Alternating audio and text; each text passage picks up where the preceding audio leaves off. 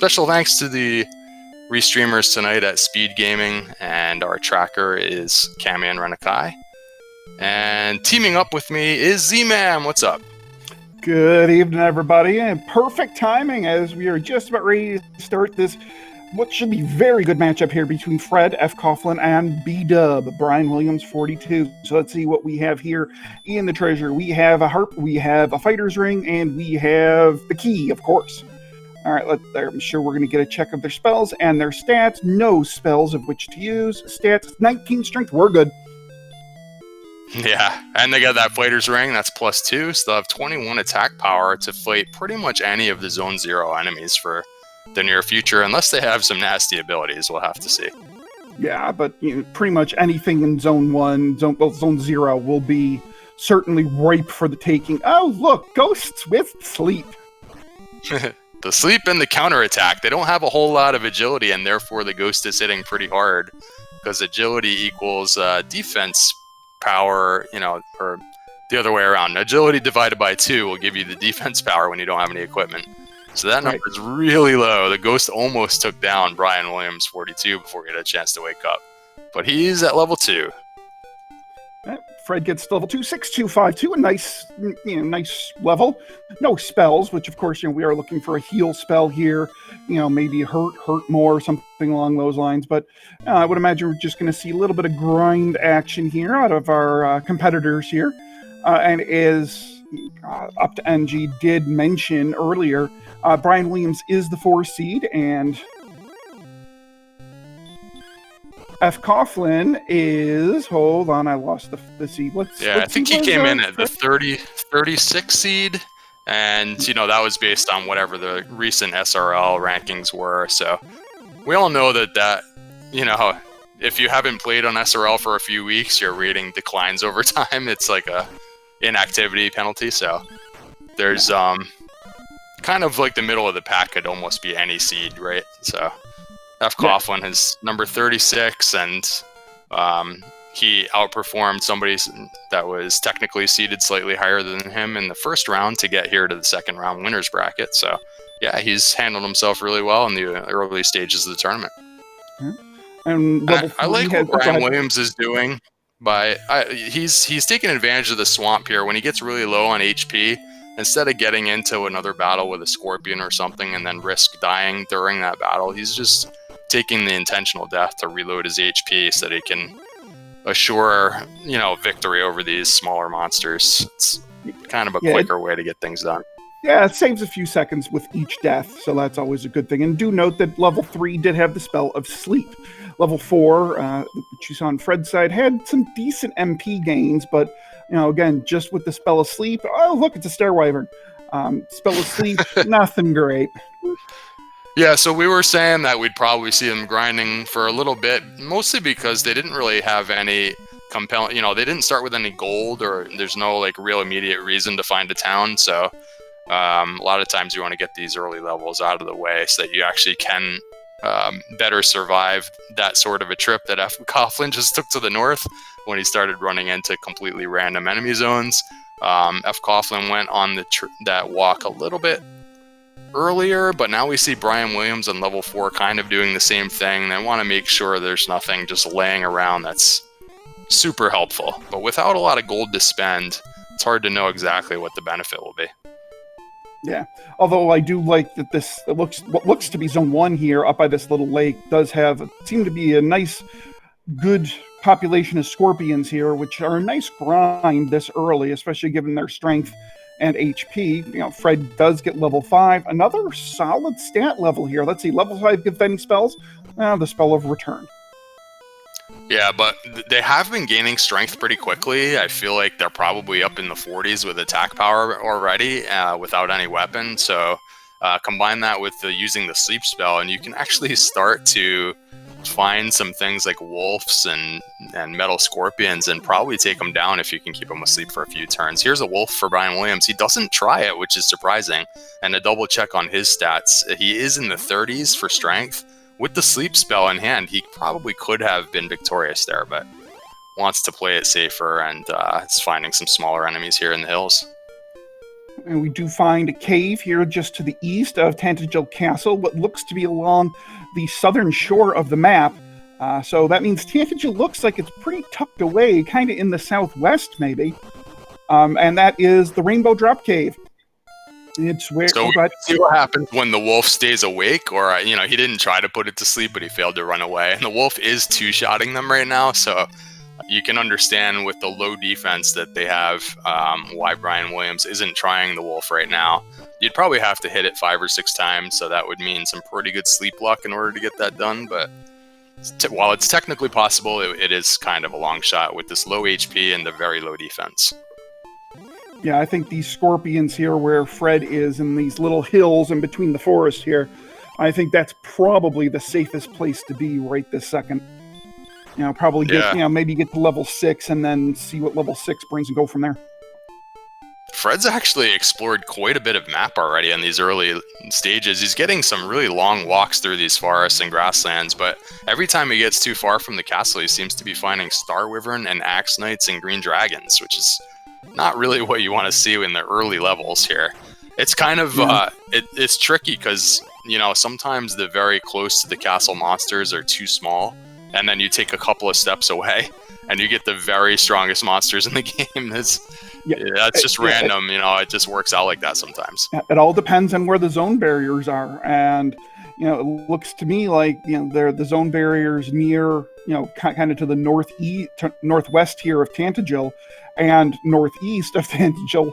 So once you get outside zone 0 and 1, it looks a little dangerous out there. The other thing to note is kind of how wide open this map seems to be, Z-Man, where sometimes we get these starts where Tantagel is kind of like in a little alleyway and there's only one way to walk and you can kind of see both coastlines and there's not much to really, there's no decision really, but they can go east from start, they can go north and then west, they can kind of go northeast. There's actually a kind of a lot of different areas to look for all at the same time here. Well, that's new. With all the ghosts we've seen on screen so far, ghosts have Dragon Lord 2 breath. Who knew? And I kind of like the various sprite choices that they've used. We have a metal slime walking around on the overworld on one side, and one of the heroines from one of the later Dragon Warrior games on Brian Williams' screen. With the metal slime sprite, I like when he's in the throne room, it actually changes the colors of the guards and everything, just the way, like little palette swaps. So kind of some fun ways to play the game are all built into the randomizer. Yeah, that's the Dragon Warrior 4 heroine sprite. Yeah, and blue dragons are nearby too. We've seen almost every Sharlock monster, probably, one screen away from start. Yeah. Once you get outside the initial couple of zones, these monsters are not. They're no fun. They are just no fun.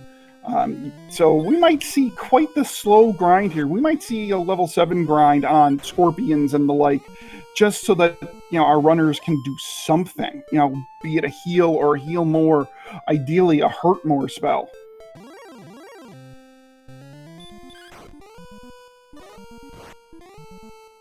Well, we do see Sharlock here, just to the east and a little north of Tantagel Castle, but unfortunately a blue dragon goes, yeah, no, this is as far as you're going to get right now.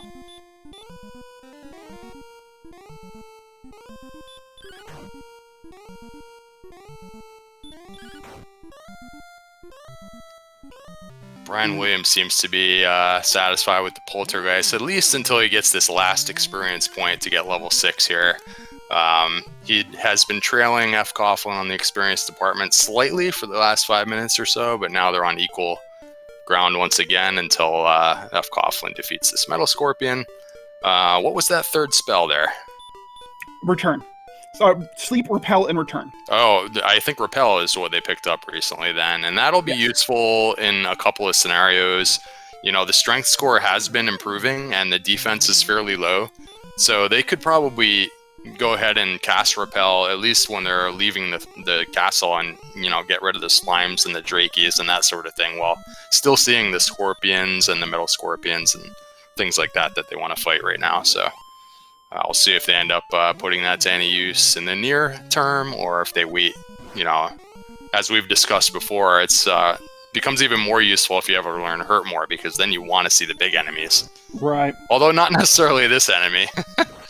So Stumptronic in chat, it says that they're new to Rando and asks if our runners are saving up for something.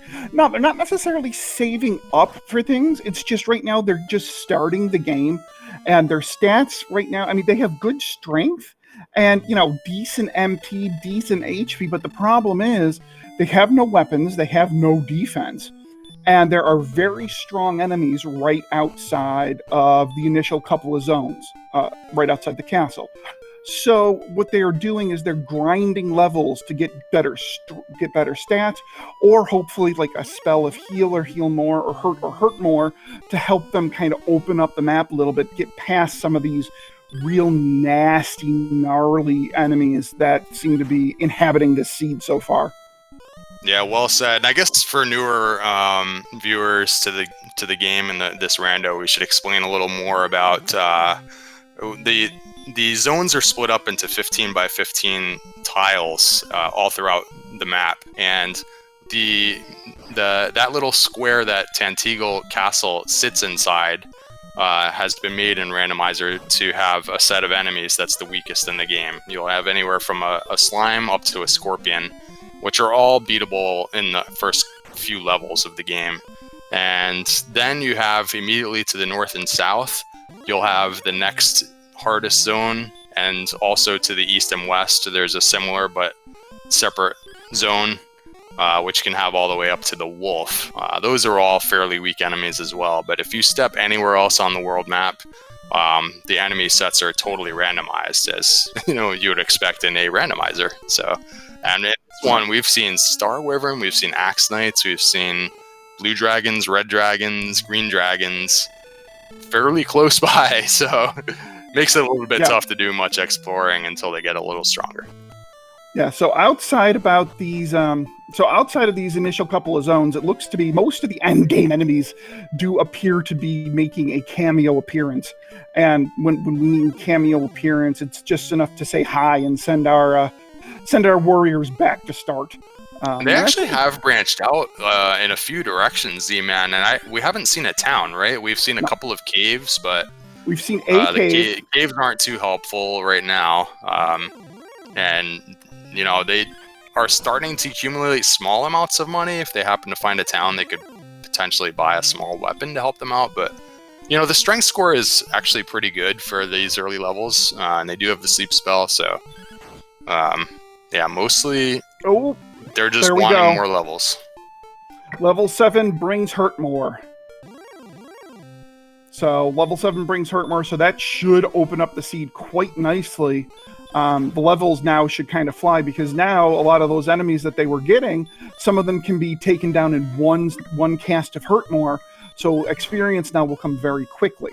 Also, to answer another question in chat from Dark Obeat, do they both get the same stat growth spell gains? Yes, in this particular seed they do, because they are both using the same build. They are both on strength HP builds, so therefore they will get the same stat gains.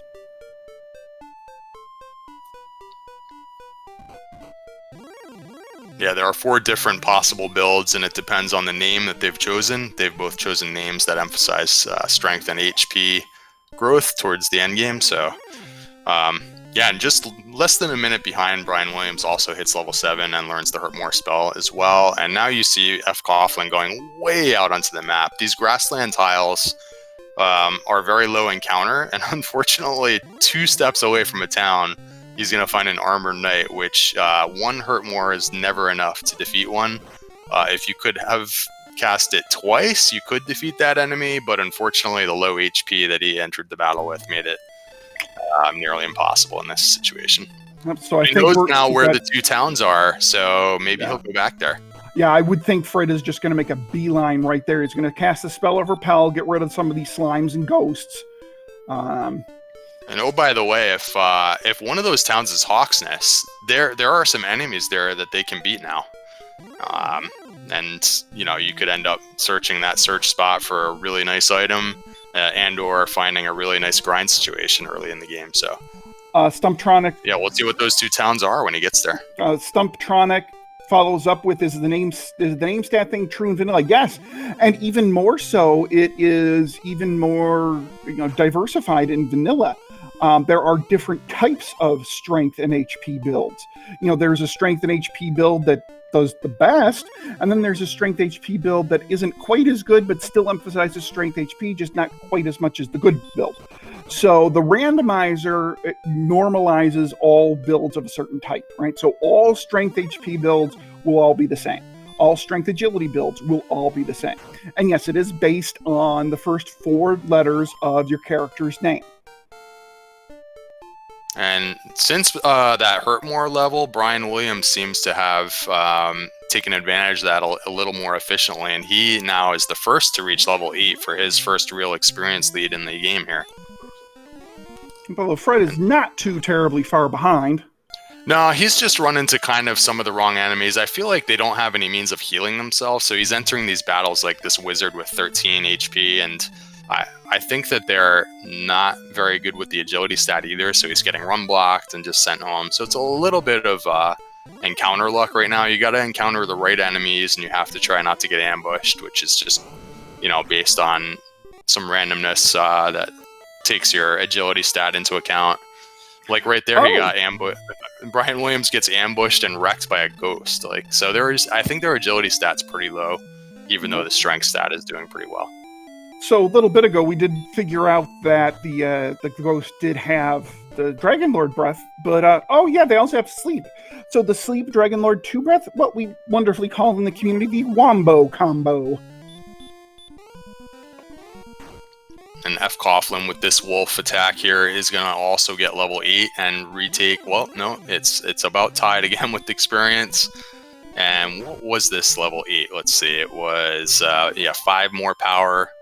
Some agility. Those hit points, double-digit hit points, actually is pretty helpful in this situation, because when you do happen to run into one of these Axe Knights or an Armored Knight and you don't get it with 1 hurt more and they get to counterattack you, you want to be able to survive that hit. So getting those hit points for level 8 actually is pretty helpful.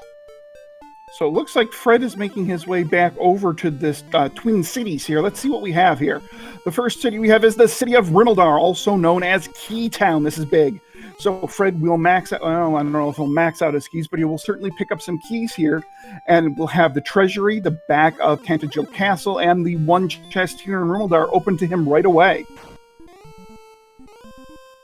Yeah, he has enough gold for 5 keys right now, so that's more than enough to just re-enter town and use the 2 keys to get the 1 chest, and still have plenty left over to visit the Tentacle Treasury. And if there happens to be gold there, you want to make a note of that for later in case you want to do what we call the gold grind. And you can also go and refill your keys in Tentacle Castle as well. So while he's running around doing these errands, Brian Williams will probably take a temporary experience lead here, but eventually he'll be doing the same sorts of things. And we'll give fcoughlin a chance to catch up. But if these keys lead directly to something really good like Erdrick's Sword, then that'll be a pretty good advantage for fcoughlin here. Meanwhile, while we were discussing Silver Shield in Rimildar, Brian Williams did get to level 9, which was quite the dichotomous level. 0 strength, 0 agility, 19 HP, 20 MP. So, either they did or they didn't. Garenham's also another nice town to find, because it does have 3 chests that are key locked in the back of Garenham, as well as a something underneath Garenham. It could be a cave, it could be a trade-in. Who the heck knows what could be under there? And look, there's a flame sword here as well, flame sword and silver shield. So if you do end up getting a gold grind going, he knows exactly how to get some really good gear pretty early in the seed here. Yeah. What do we have back here? We have some wings, we have an herb, and Erdrick's token. It's Erdrick's. Now, the token is definitely good to see, because it is one of our 3 required items that you have to find, at some, either in your treasure chest or in the overworld map, to go along with the silver harp, which they already have, and the stones of sunlight. However, there's also Erdrick's sword and Erdrick's armor that can also be in chests. So whenever you see Erdrick's, you get excited because is it the sword? Is it the armor? It's just not the... No, it's the token, which is good to find. It's just not what you wanted. And we did pick up Radiant, but we haven't picked up Outside, so it's going to be a back and forth trip through Tablet Cave, which takes close to a minute. A little bit unfortunate, but and it was also, I think, just an herb pickup. So he's actually acquired a few herbs in these various chests. Not much besides that token in these chests, but he does have 4 more waiting for him the next time he takes a death and finds himself back at the initial castle. So still really good that he has keys and his opponent does not. Well, that's about to change because Brian Williams just has Rimmeldar right now on his radar. And to answer another question in chat from Bulldog 00072, do the 8 chests that need to be open to do a gold grind need to happen without a death? No, they just need to happen without entering the overworld. So note also, Z-Man, sorry about that he had spent all his money on keys and was not able to buy any sort of gear in those shops. So we'll have to see what happens with that later. It's just kind of a weird sequence where he was able to open all these chests and none of them were gold. So he just didn't have any money to buy anything. Well, at least that increases our chances of seeing a gold grind in the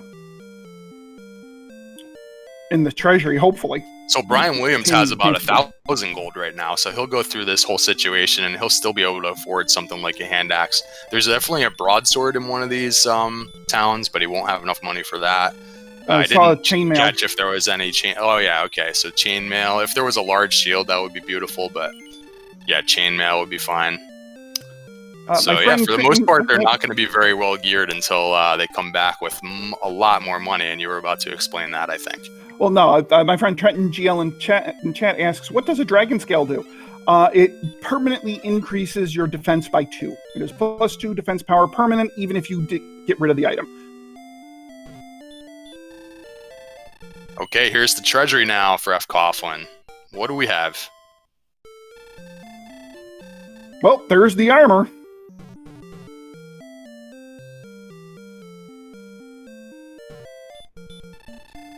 Alright, so any sort of chainmail has become obsolete. I still didn't see any gold. So, well, we do have the fighter's ring and the Erdrick's armor. So, a little bit more gear to work with. So now best case scenario is that... because there's also a cave down here and he could... go ahead. Yeah, best case scenario now is that there's a cave under here that has gold in it. Like the mountain cave or the top floor of the Grave of Garen, and then you could gold grind on one of the chests in there. So we'll see what's under the castle here. It is just the free stuff cave. And that could have been gold, but yeah, we've seen actually a lot of chests and no gold. Maybe the Dragon Lord's hoarding it in his treasury today.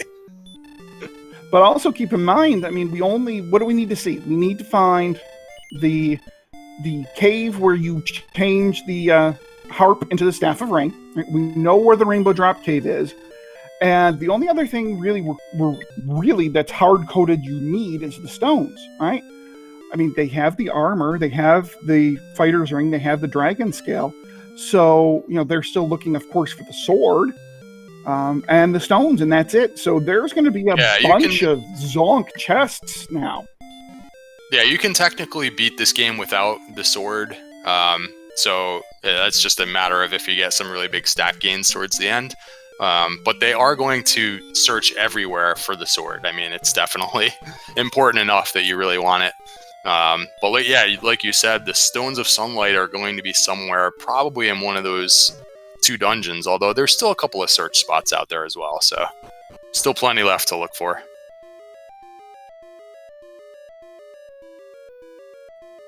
And now Fred is now spreading his wings a little bit more and is now getting some of that experience, while Brian is doing the Twin Cities thing, going to the Tablet Cave. Although he does have the Spell of Outside. It looks like the Spell of Outside came in level 10. Oh, so, interesting. He saved about 30 quicker there over his opponent then. Yep. And Okay, now he's going to go through this process of checking the treasury. So yeah, it was basically an even experience battle when fcoughlin found the towns, and there was about 1,000-point lead that Brian Williams amassed while he was running around. So now while Brian Williams is doing this, it's just about even again. If he can take down this Star Wyvern, it'll be very close again, and he does. And these two are very much neck and neck at this point. They are.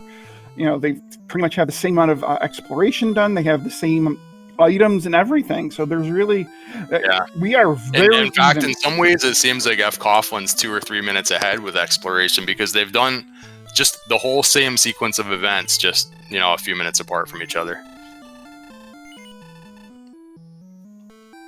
I don't know that they have healing yet, though, Z-Man, because we just saw another death. Herbs, are we relying on herbs here? Yeah, so. If you were able to stock up on herbs in Garenham, that's kind of a big deal here because there's no healing spell yet, and we're at level 10. Yep, so now it's where is everything else? I mean, because what have we seen? We've seen Rimmildar, we've seen Garenham, we've seen the Jerk Cave, and we've seen Free Stuff Cave. And we know where Sherlock is. But there's not much else that we've seen. This... So what about the search spots, though? We have to get Cantlin at some point to find the coordinates if there's something laying on the overworld. Yep. Did we see Cole already, or is that one of the towns? Yeah, so there's a search spot in Cole, and if they can defeat an enemy in Hawksnest, they'll get access to a third search spot. So, yeah, there's still a few places things can be. Oh, look at this.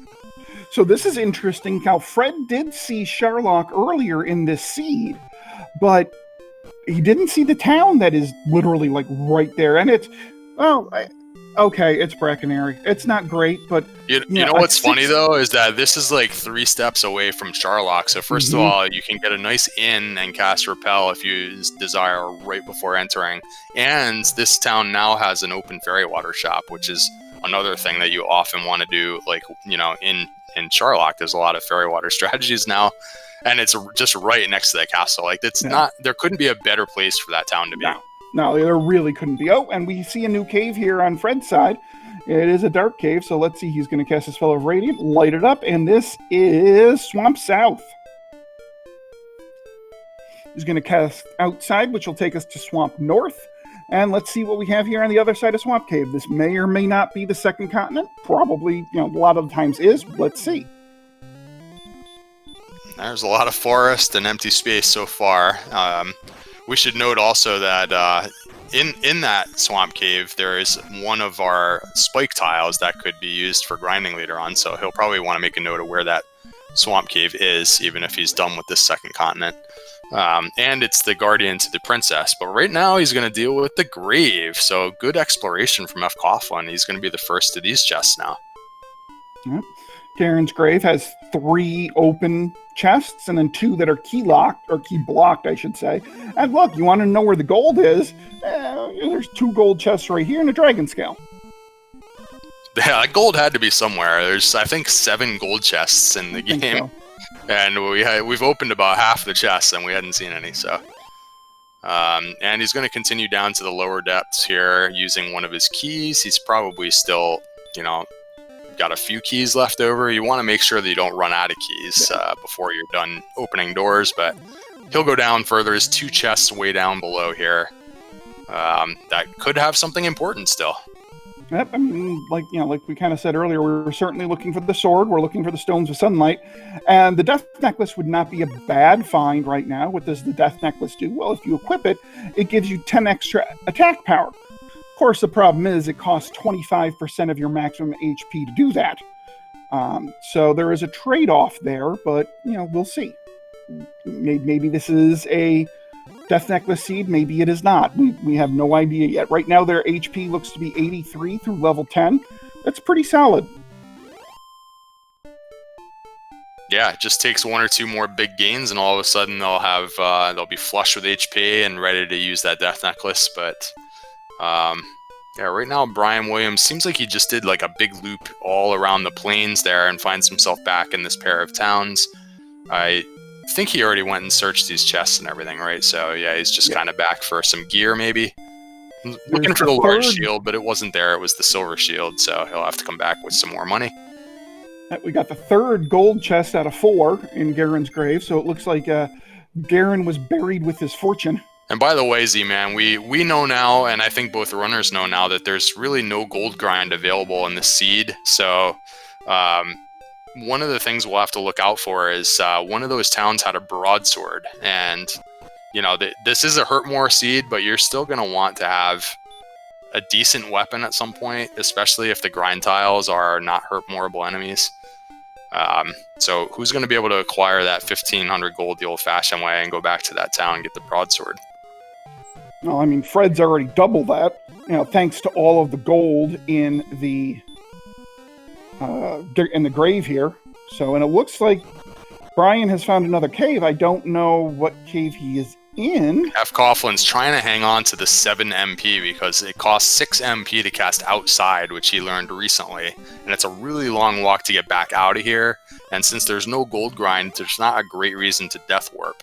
So he's probably going to try an outside here. The last chest wasn't really very exciting. But if he can cast outside and actually get to a town, he can continue with his travels and explore this second continent further. So the grave wound up being a grave mistake. Very good, Z-Man. Now look how this wraps all the way around this river, though, and it just keeps going. So it looked like this was going to be a small continent, but getting away from the red dragon. I had thought that they were dealing with lower agility, but maybe they've gained some in the last few levels, because it's really hard to run from them usually. Although the one interesting thing here is that we did see a stop spell out of the red dragon. Now it kind of looks like it's a 25% chance. But even still, the red dragon... He's giving him a chance. Yeah, red dragons with stop spell can make a really good grind, because a stop spell will be ineffective against any character that has Erdrick's armor equipped. So, you know, that's a nice free turn you get against a red dragon. Now, is this the Swamp Cave spike tile that Brian Williams is beating up on? Yeah, there's an axe knife it is. there. And I mentioned that before, and when fcoughlin was casting outside, I was like, well, there's also a spike tile in here, and we might want to know that for later. And you'll see this frequently if you go ahead and check it kind of in your travels. You might want to just stop what you're doing if it's an axe knight, because this is like a couple of levels pretty much for free. Yeah, and Brian Williams is I think he's got 2 more to go to get to level, right? Because, by the way, he has keys, 31. So if he felt like it, he could do a preemptive princess rescue right now and cast outside and return, and he'd be all done with that if there happens to be coordinates later on. Big power at level 12, and still no healing Not spells. Much else. But, 15 strength, that's a nice increase in strength. I'm kind of a fan of the preemptive princess rescue in this spot, but Brian Williams is blitzing right past the MP that you'd need for outside and return. He's just going to get as many axe knights as possible. Oh wait, no, he's continuing through now. He wants to see if this goes somewhere. Meanwhile, Fred finding a cave that looks to be to the north of the swamp cave, and it is the mountain cave. And we were told that Fred bought a broadsword. Yep. Fred did indeed buy a broadsword. That's really good. Yeah. Yep. And once he gets this nice boost here at level 12, he'll be, in some business. Man, his exploration's been fantastic. He got the grave fully cleared already, and now he's about to get through Mountain Cave if he survives the trip through. And Brian Williams is kind of still looking for all this stuff. So, if he gets through this dungeon, there actually isn't very many places that he hasn't been in order to find the stones and the sword. He'll have to just get to a couple of those search spots for the most part. Yeah, I'm pretty sure after this, there are no more... After this, that's it. Just the search spots. Just the search spots. So, red dragon. Gets away. Oh, man. He'll want to get off this floor as quickly as possible, because once you get to the stairway here and you go downstairs, it's a totally different enemy set. You certainly don't want to get bounced by a red dragon here while you're trying to clear this dungeon and looking for something important. Yeah, green dragons, though. Nice hurt more target. Nobody says it's going to be a better enemy zone, though. Oh yeah, it could certainly be worse. Now he survives that hit by the green dragon and takes it down for some good experience. I hope he has some herbs because they do not have any healing spells still. Yeah. He does still have a few herbs, so let's see if he can survive this run through the dungeon. And he at least gets to the stairs. Let's see what's in the second basement here. Okay, well, Brian Williams also, I think, purchasing some gear. Large shield, I guess, for Brian Williams there in the town of Breckenary.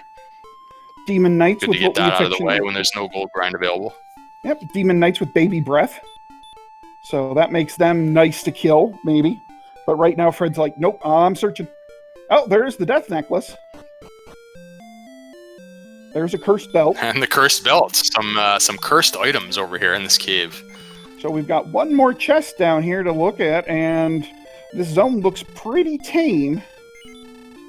Ooh. And what was the second chest, man? I missed. Key. I guess it wasn't the stones. Oh, it was a key. Mm-hmm. Very good.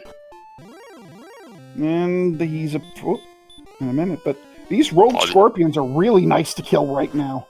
Yeah, great hurt more target. They always go down with the hurt more. 70 experience, decent gold. And we have another key. Here? So the one good thing about the mountain cave here is that it did have the death necklace. And we don't know yet. The death necklace may still be required. Our strength may disappear and, HP could be growing just as it is now. Meanwhile, we have Brian Williams finding the staff cave. So he trades in his silver harp for the staff of rain.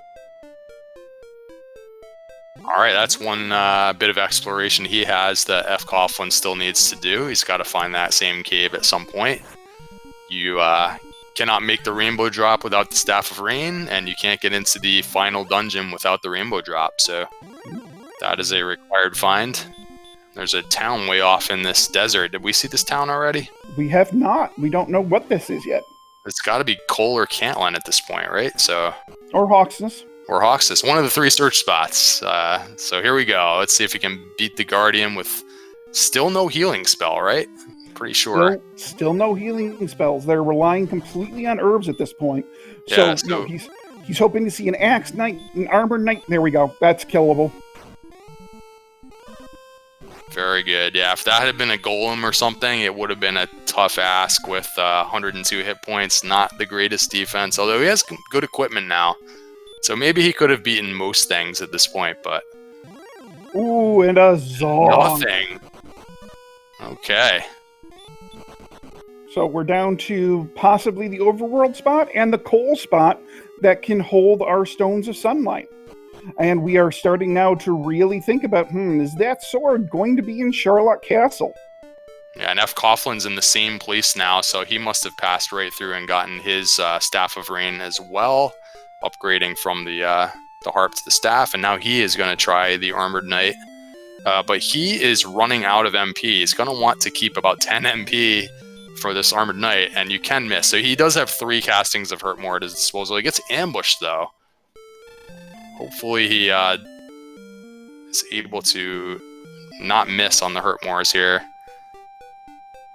Yeah, you only miss, 1 out of every 4-ish on the Armored Knight, and, that basically means that'll happen all the time when it comes to Dragon Warrior RNG. Yeah, I think it's even better odds than that. So yeah, it is. He gets the news anyways. So yeah, fcoughlin actually doesn't have a lot left to find. Brian Williams slightly behind in that department. Although the dungeons, were there anything in either of the dungeons that's required? Required? No. Yeah, the death necklace was laying around in there, but, well, he does find one of them, so he is obviously going to go through it. So while he's doing this, that gives fcoughlin a chance to locate Cantlin or Cole. I mean, these runners are still dead even. Oh, and Borgon also reminds us that the flute is still out there, too. So the flute could be on the search spots, too. Oh yeah, we could easily have the sword in Charlock at this point, because the stone has to be somewhere. So it has to, at this point, it has to be in Cole or on the overworld. And then I don't know how many belts we've seen, but you could also just have nothing on one of those spots. We've seen 1 cursed belt. Yeah, I mean, It's actually starting to be pretty decent chance of Sword and Charlock here. Brian Williams getting level 13, which is a whole bunch of, well, not much. Fortunately, especially if F. Coughlin does eventually check that spike tile in the Swamp Cave, the sword isn't so necessary in this seed because you do have an Axe Knight grind available, so you can get the experience that you need without ever getting Erdrick's Sword, and you can just pick it up on the way to the Dragon Lord if necessary. Now, Fred is kind of making his way over in this general direction where we know Charlock and Breckenary to be, kind of, sort of.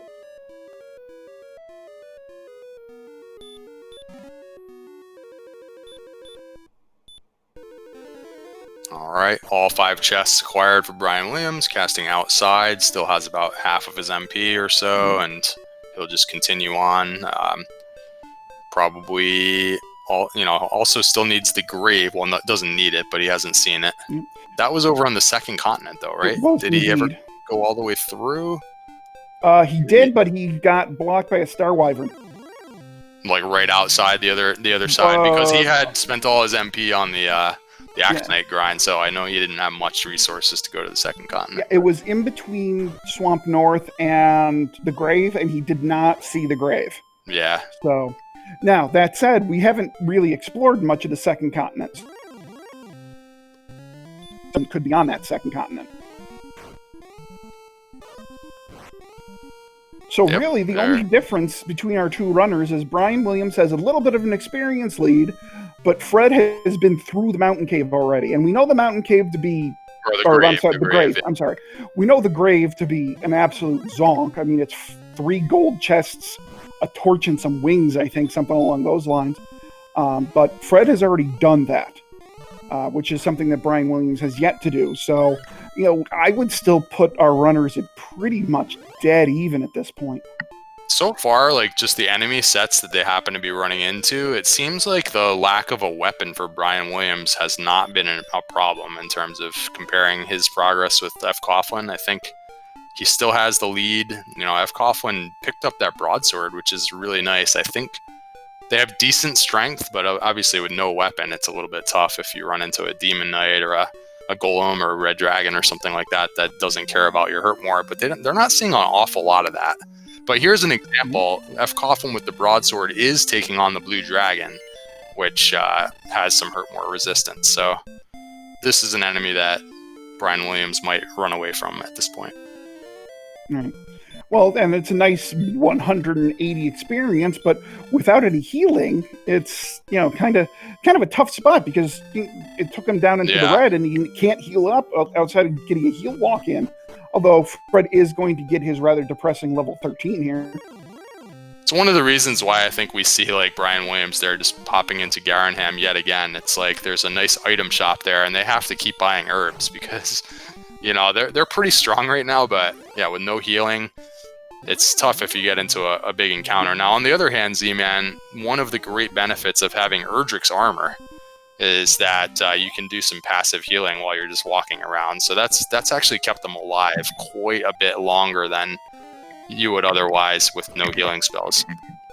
Yeah, and what up to NG means by passive healing is that for every step you take, you regain 1 hit point. So Brian now is going to check out the second continent a little bit and kind of check out over that bridge where we haven't checked before. So I'm wondering if Cole and or Cantlin are out this way.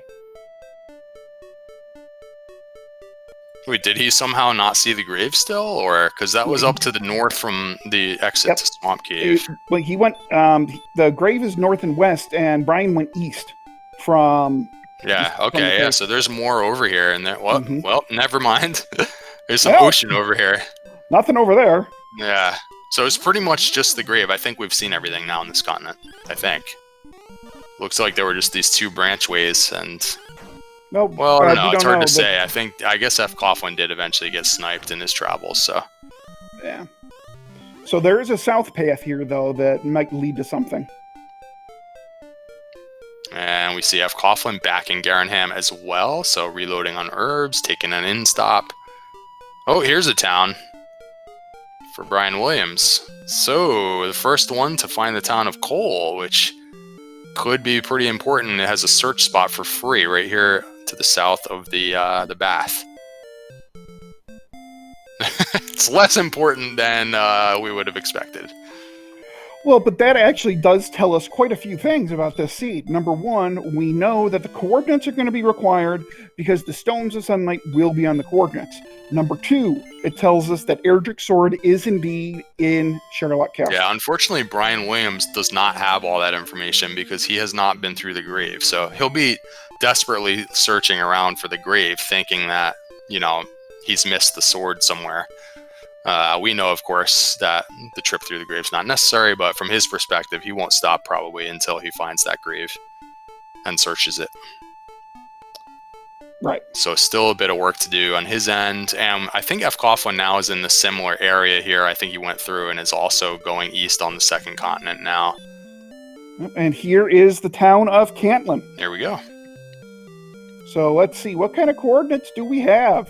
Do we have countable or uncountable coordinates? And we know the princess rescue would be no problem at all. And Swamp Cave is kind of en route, and it's an Axe Knight Guardian. And it's a pretty long way away here. So maybe want to go fight several Axe Knights and go rescue the princess. Yeah, I don't think that is countable. Well, I mean, you know where the south... No, it's not countable. I don't think this is countable.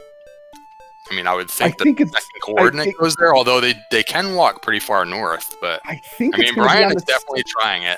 I don't know. I think it's going to be on the second continent. Yeah, we'll see. He seems to be thinking that this landmass just keeps going north.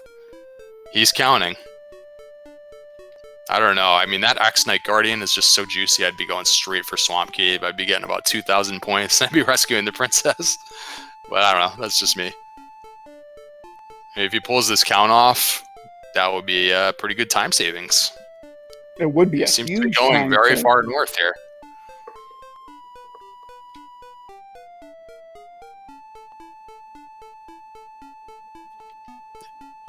And this is the Staff of Rain Cave, and this just goes east to a dead end where the town in that desert was. Yeah, it doesn't go much further north from here.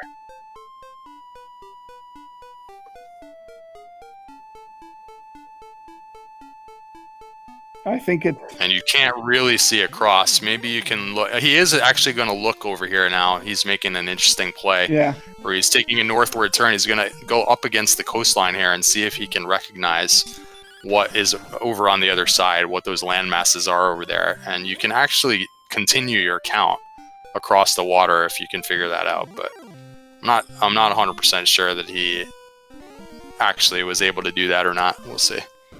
Meanwhile, Fred getting his coordinates and had earlier picked up his fairy flute, so yet again, our runners are just about on the same footing. This feels like a close race to me, Z-Man. fcoughlin has gotten a lot of his things done that he needs to get done, and it feels like the experience lead is small. Whoever gets into grind and go like first is going to have a small advantage. But all right, so finally finding a shield. It's a small shield. Hasn't located the large shield yet. Interesting. So if I'm right, it should be south of Cantlin, maybe over here. What's that? The overworld spot? The overworld spot. Yeah, you got to go over here to the second continent, and then in order to. Oh, this is the yeah. So he's picking up his count here. And just gonna search the entire area. Sounds like he was close. Yeah, okay, right on that little peninsula. By Brian Williams. No princess rescue. Nicely count done. Across the water, clear across the continent. 86 something to the north. That was a very, very good count. Nice job. That could save a lot of time. Okay, so now you're Brian Williams. You have everything you need to get the rainbow drop. You haven't seen the Grave of Garen. Do you rush Charlotte Castle and hope the sword is in there, or do you? Never mind. That's a moot point because there's the grave right there. Yeah, and I didn't see on 13 if they gained a healing spell, but it would be hard to get through Charlotte with no healing spell. That's true. So, well, first things first, he's going to see if he can get all 5 of these chests before getting sniped. And if so, then at that point, it's grind and go for Brian Williams, right? He's got the stones, and he'll know that the token or that the sword is in Sharlock. He knows where the Rainbow Drop Cave is, so you could do that at any time, and he could go straight back to Swamp Cave and beat up some more Axe Knights. So fcoughlin really has to find. Well, did he find the town of Cole also, or not? Yes. Yep. Okay, so this is his last task as well. Then is to complete this count. So. Yep. This see is. if he's able to do it as efficiently as Brian just did. Yeah, and he looks like he's trying to count it. He is counting it. And it does look like Brian is going to clear the grave. This is a really good sense of how the map is laid out from both runners. They both realize that you can walk pretty much directly north, all the way up there. Now, you did have to cross the water at the very end, but it was countable for a really long way directly to the north. So it was, good just memory of what the map looks like from both runners to know that this is even possible.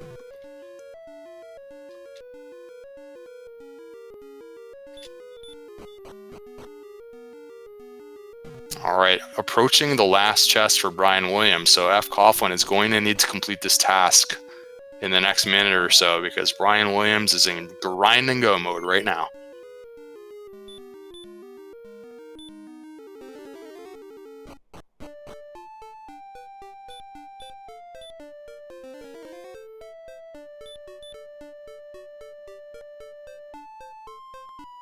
And Smash is bringing up a pretty good point in chat that because Brian went in at level 13 as opposed to when Fred went in, there is the repel spell worked a lot better for Brian than it did for Fred. So Brian cleared the grave a heck of a lot quicker. Yeah, that's interesting. And the same kind of thing happened when he found Tablet Cave, and he happened to have outside, and when fcoughlin found it, he didn't have outside.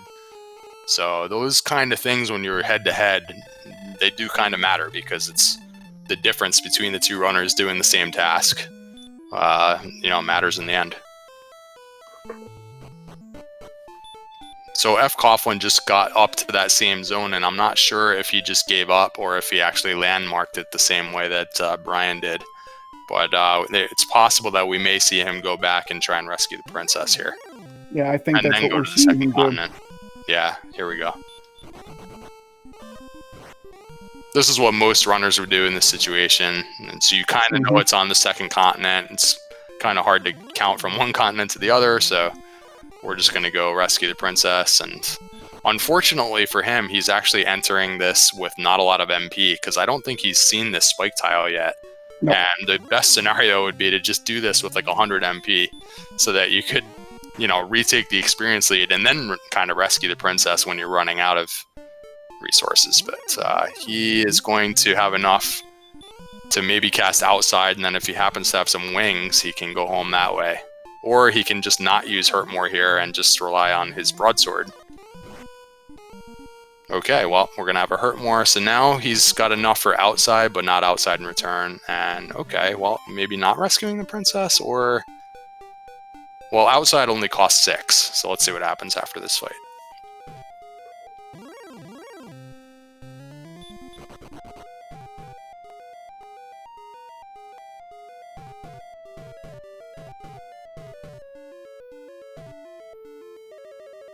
Okay, Fred does in fact rescue the princess, and Brian is closing in on his grind. So there's outside, but it takes you out this end. Oh, he does have some wings, so a very nice play there in order to maximize the Axe Knight grind while he had the resources. Uses the wings to go home, and that means that she won't steal a torch from you because you just use an item to go home. So, very nice. 50 DKP minus. Do we know what is or could be at the coordinates? Yes, the coordinate spot is the Stones of Sunlight, and it is on the second continent, on a little forest-filled peninsula. And Trails asks, what does rescuing the princess actually do? So what that does is rescuing the princess gives you an item called Gwaylin's Love. And what Gwaylin's Love is essentially it's a compass that tells you where you are in relation to her. So it it basically gives you the opposite coordinates of what you actually want. But as long as you know what's opposite, you're fine. Yep, she'll say that, oh, all right, you're this many steps south and this many steps east of the castle, basically. And the old man gives you coordinates that say, well, from the castle, you got to go this far. I don't know. It does end up being opposite, right? So, but I don't remember. Yes. I don't remember exactly why. But yeah, the old man wants you to go, a certain amount away from the castle, and she kind of tells you like how to get back to the castle. And Tramprail also brings up a really good point that Waylon's Love also tells you how much experience to the next level, and in chaos leveling, it's actually a huge bonus to that it does that. And this Armored Knight, I think, will give fcoughlin level 14. He's right next to a town if he wants to take an inn, but he's got good resources. He's going to head straight back to the Swamp Cave, cast outside, go through to the second continent, and start using that item that we were just talking about. And he's got to close in on those stones very quickly here. And level 14 has the spell of Heal More.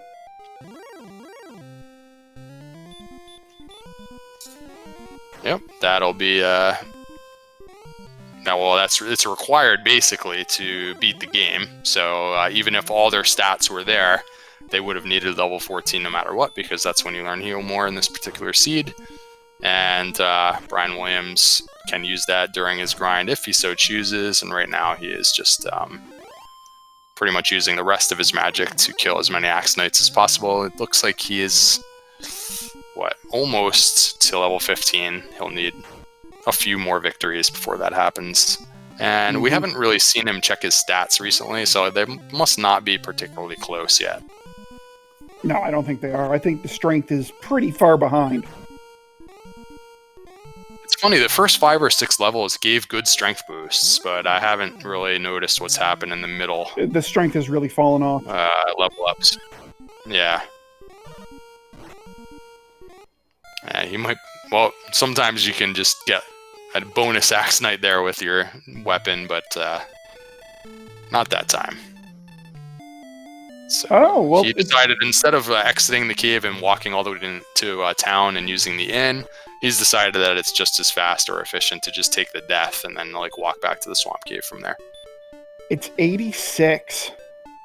Maybe he is actually gonna get the last level on the way down or whatever. Yeah, I'm definitely thinking that, I think that this might be a case where 15, moderate gains in strength or, specifically strength. This MP is a little on the low side for but it's 89 now. Strength. So he does have 11 Heal Mores. Yeah, there's an inn right here next to the castle. He is going in, and you can get fairy water right here. Well, okay, it's not even going to bother. He's going to stay on 87. He's going to check the first floor of Sharlock to see what enemy set's there. Okay. I mean, I feel like I would have wanted the one more Heal More, but... I don't think he's actually going for it here. Just getting this last level here because the inn is right next door. Okay.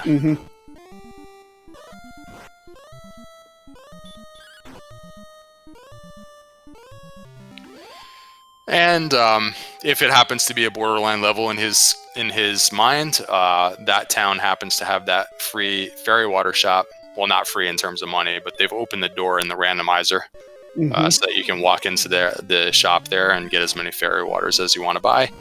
There's also an item shop where you can sell off your useless items, and sometimes fairy water helps for the Dragon Lord fight. Chad also reminding us that Brian does not yet have it. Yeah, but Brian doesn't have the sword. So this could be a sword dive outside to heal up, and then do a complete dive on the way down. Ooh, golems with stop spell. That's nice. That's some nice easy experience right there. Does get to level 14 with a nice power 11 boost. Power. If he's got to just go now. So that was... go ahead.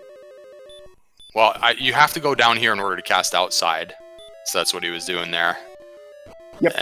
Okay, so now it's basically you got to go back to the inn. I didn't catch if he gained any more Heal Mores, but he'll be up to 139 if I'm reading that quick stat menu once he gets the sword. So with 139 attack power, you would love to have about 10 heal mores, and he seems to have more than that. Not sure what his agility situation's looking like, but he would need to have some difficulty. Agility's low. I just caught it there, 67.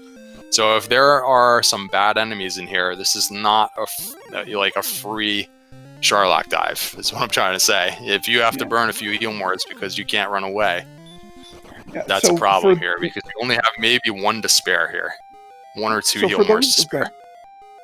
For those of you that might, be watching this for the first time or be a little, confused as to what the holy heck we're talking about with these numbers, let me kind of paint the picture for you. So once Brian Williams picks up Erdrick's sword, his attack power is going to be 139. Okay?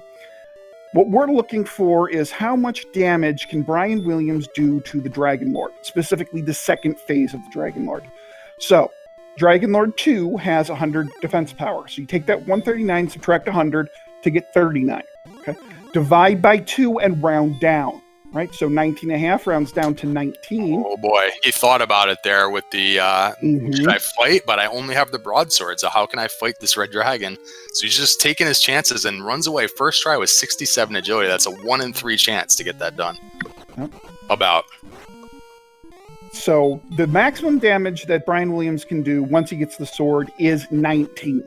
To get the minimum damage, you take that, divide by 2, and round down again to get 9. So right now, Brian Williams' damage range is 9 to 19, or an average of 14. We know that Dragon Lord 2 will have between 150 and 165 attack power. Okay? So if you're doing 14 damage per swing, right, that means you need, on average, 11 to 12 attacks to ensure a Dragon Lord kill. He has 11 hurt mores, 11 attacks is what you need. It's a clear winning formula for Brian Williams if he can get down there with all 11 heal mores intact.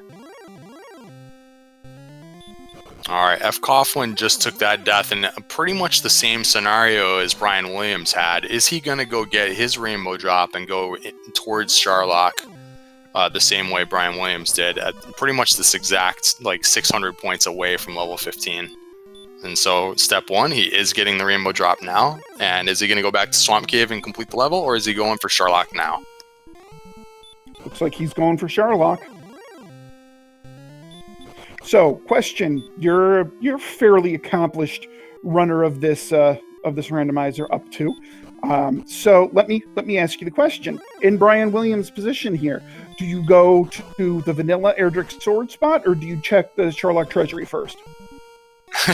Well, my thing is I always go all the way down and check the treasury first, and especially in this situation where there's only one item that you're looking for.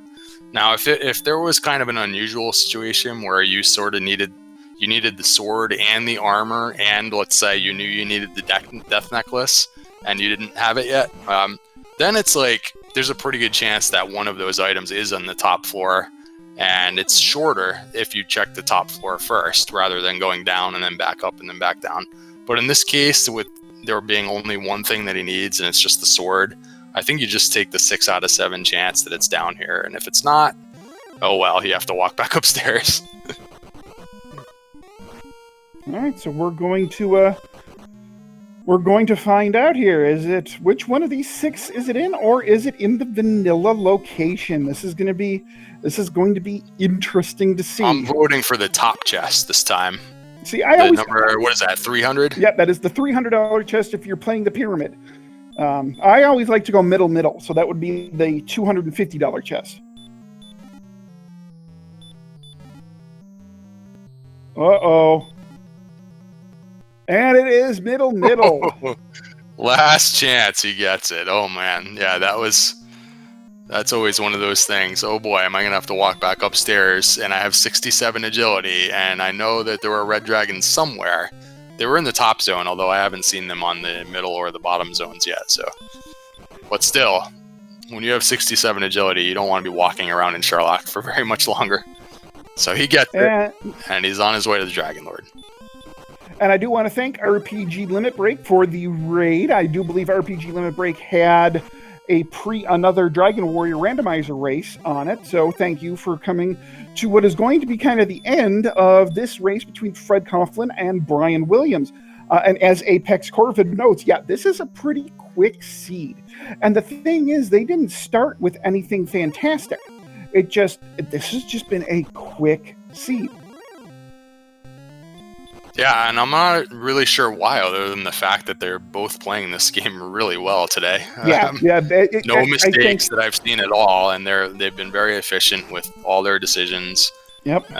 Yeah, we didn't get hurt more until level 7, and there were some nasty enemies on the map. They tried to explore. They were getting sent home. It didn't seem like it was going to be this quick. They did get hurt more level 7, and there were a lot of hurt moreable enemies on the map, but yeah, they've played really well. This has been a good race. It was close for a long time. Brian Williams did a great job of counting out those coordinates that were way across the other side of the map. He took a lead of a few minutes here and didn't look back. Yep, and I think that what really kind of opened up this seed, and I think chat beta referred to it. We did actually find keys kind of early in the seed, and Erdrick's armor was in the Tantagel Treasury, so our healing came there. And we haven't seen a whole lot of jerky enemies, right? We've only seen one with Dragon didn't enter with full HP, and he gets ambushed, so he is a full heal more down on the second form. With 139 attack power, this is no longer a free fight here. I think he's probably a small favorite to win, it's but close to 50-50 with this. You got to get the rolls now. Yep. You got to get the rolls. Yeah. I mean, I feel like he's better than 50-50, but definitely not like a 90% favorite. This is like a close fight. So let's see what happens with it. You got a couple Although of good I didn't mean to cut off what you were just saying, but I was like, uh-oh, here's an ambush. No. You're good.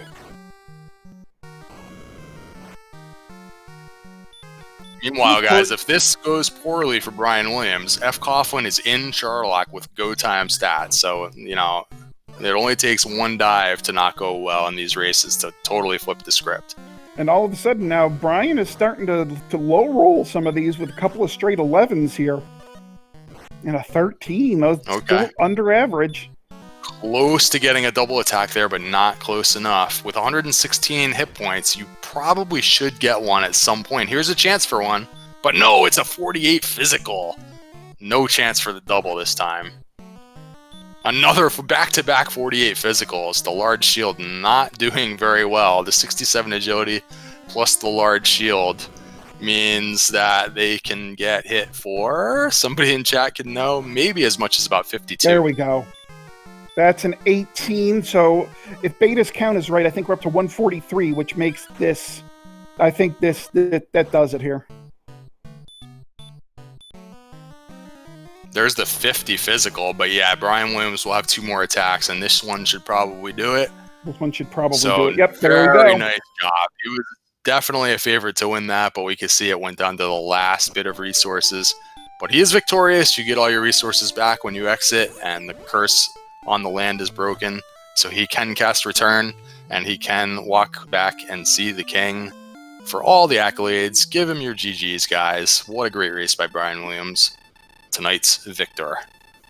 Well, everybody get out your GGs. Brian Williams has won this race with an official SRL time of a blazing 1 hour, 7 minutes, and 55 seconds. That's got to be one of the quicker times we've seen in this tournament. And fcoughlin is in the bottom zone. I mean, this is just a matter of a couple of minutes here. So, yeah, whew. What a good job by both runners. And it seems like just a couple of those things we mentioned before. And yeah, fcoghlin's got to take the 45-second side trip here to grab the sword. Yeah, Brian Williams happened to have the outside spell when they went through Tablet Cave. He also was repelling things a lot better in those big dungeons.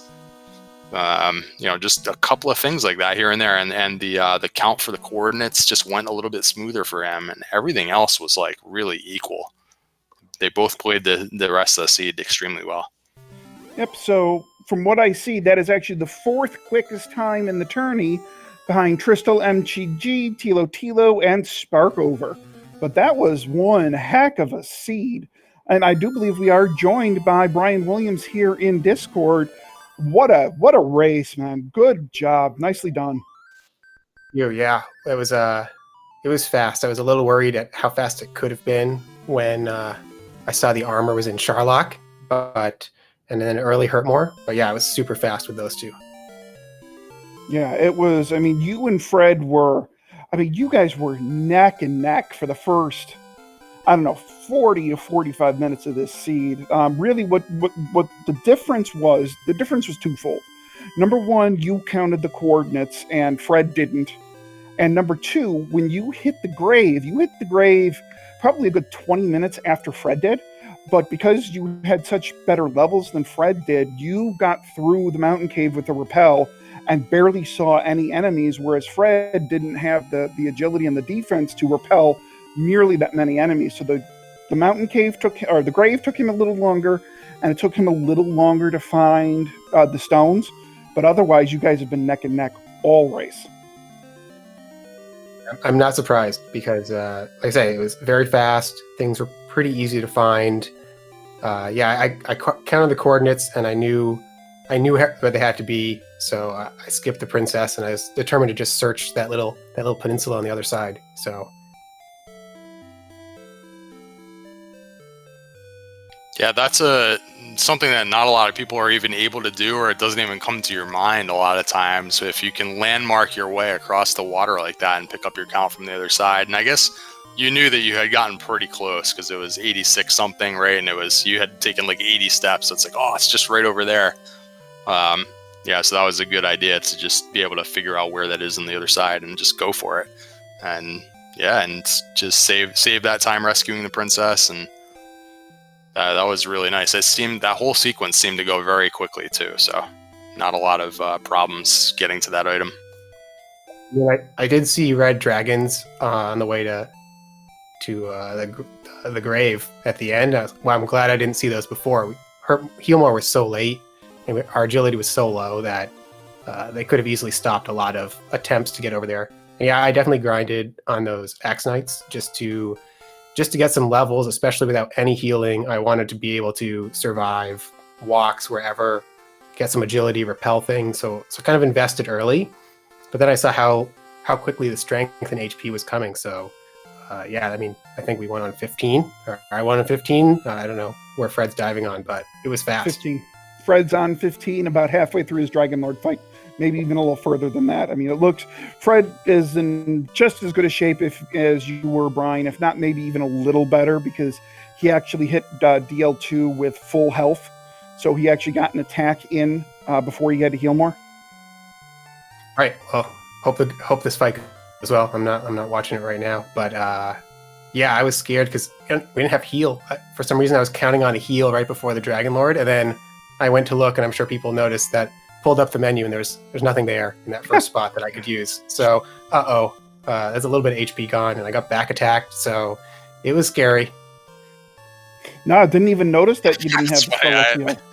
It's like such a thing that there's always something in these seeds like that is kind of hilarious. I mean, you're all guaranteed to be there at 16. You're one level away. You're at 15, and like you just don't have heal yet. That's amazing. And Fred does take down the Dragon Lord with his last swing.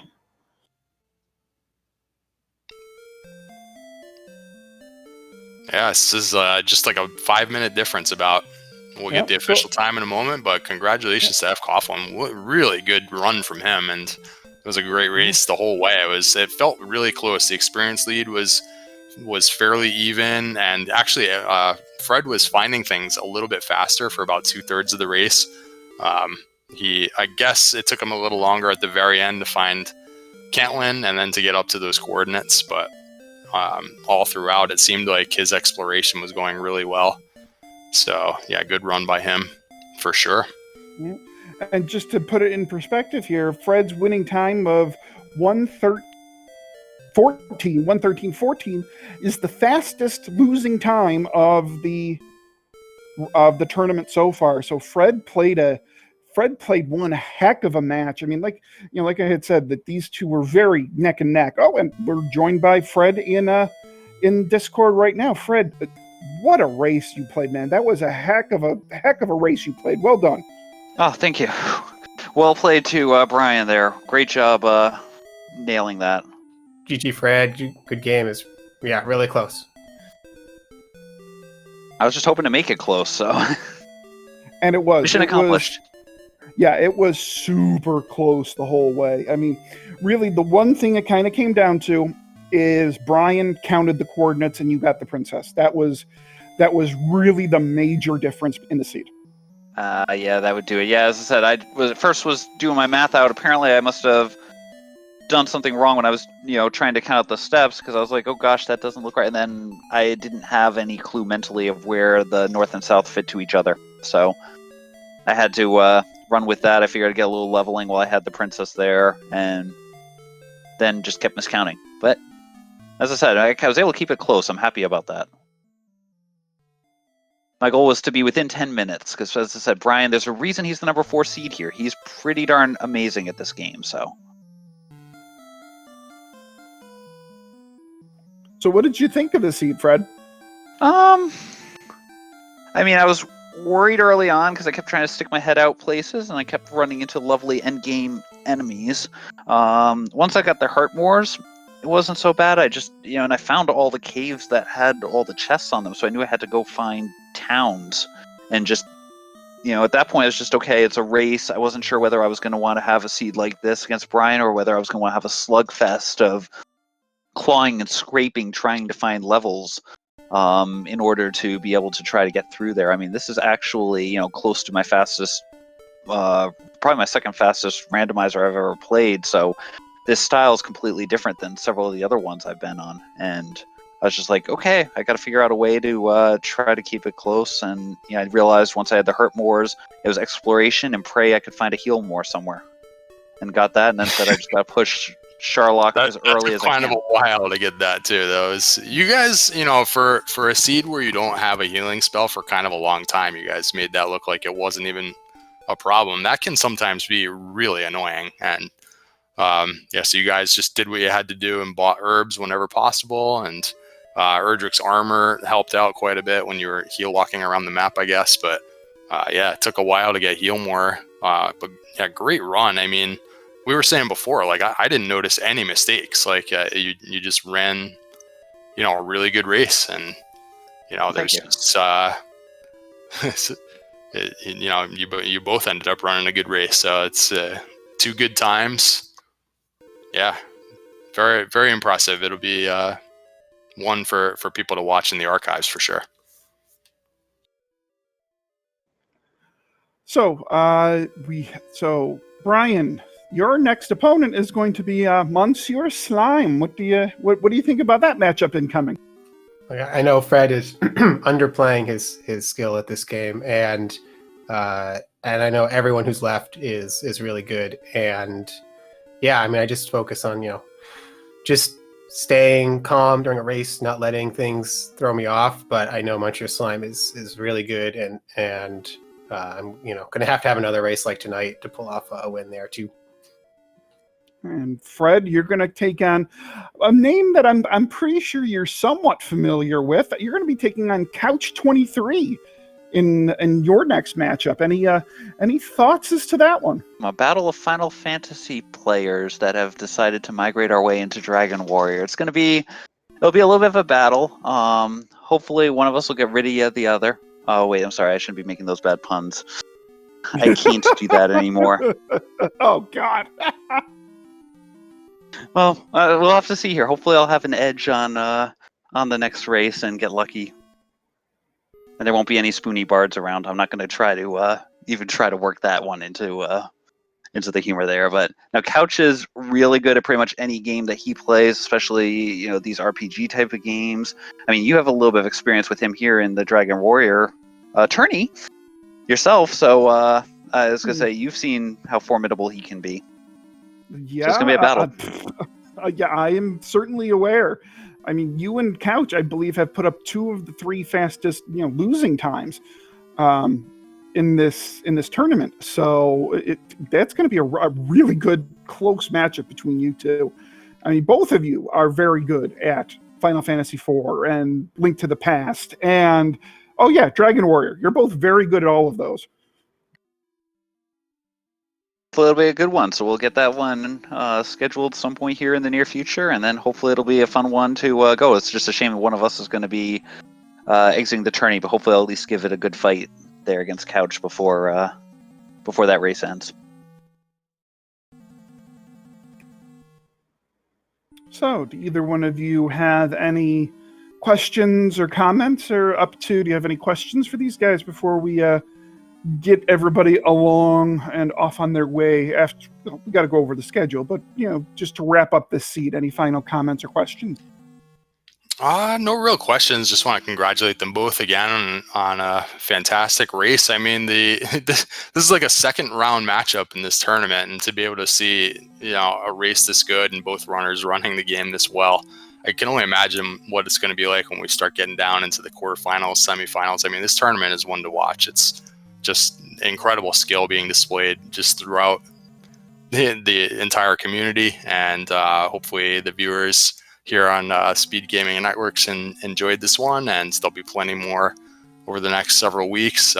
Definitely want to thank the restreamers on those networks for putting this on today, and our tracker tonight, Camion. Nice job. And good luck, guys, in your next races.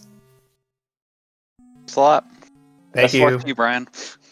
You too. And thanks to the whole crew putting everything on tonight. Thanks. All right, so just real quick, make sure you do follow our runners here, Fred fcoughlin and brianwilliams42. They're both two amazing streamers. Make sure you do drop them a follow. Anyways, what do we have coming up here next in the Dragon Warrior Randomizer Tournament? Well, this is it for tonight, but we do have two races coming at you tomorrow. The first race is at 9 p.m. Eastern Time and features JJ Schmidt against Azrael Ravenheart. That will be at 9 p.m. Eastern Time somewhere on the Randomania family of networks. And then somewhere here on the SpeedGaming family of networks at 10 p.m. Eastern Time, we will have Angel FM against Lord of the Synth. So we've got two really good matchups coming at you tomorrow, one at 9 p.m. and one at 10 p.m. So make sure you tune in for those. I have a hunch you won't be disappointed. So up to any final words before we get out of here for the evening? I guess that's all. I'm looking forward to both of those for tomorrow night too. Those are four like really strong runners, recognizable names. It's amazing that these people are all colliding like in the first and second rounds. It just shows how strong everyone in this tournament is at this game. It's like already really good races to watch. So definitely be looking out for those tomorrow. Oh, absolutely. So again, thank you to SpeedGaming for putting on this wonderful restream. We really appreciate the exposure and the chance to kind of show our wonderful randomizer here on the big stage. We do also want to thank Camion Renakai behind the scenes for doing a wonderful job of tracking. And for my co-commentator up to NG, I am Z-Man 050778. Everybody, I hope you have a great rest of your evening.